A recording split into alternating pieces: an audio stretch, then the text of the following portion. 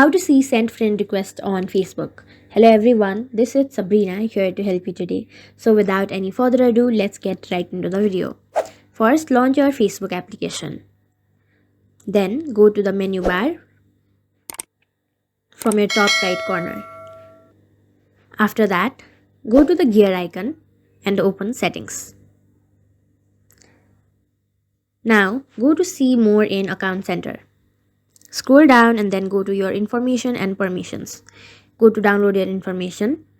Select download your information. Select your Facebook account. Tap on next. Now go to specific type of information. And then select personal information and then connections. And then go to next. Now select download device, or you can also select a different destination to transfer.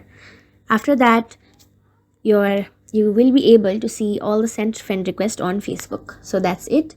Thank you for watching this video. Make sure to like, share and subscribe to our YouTube channel.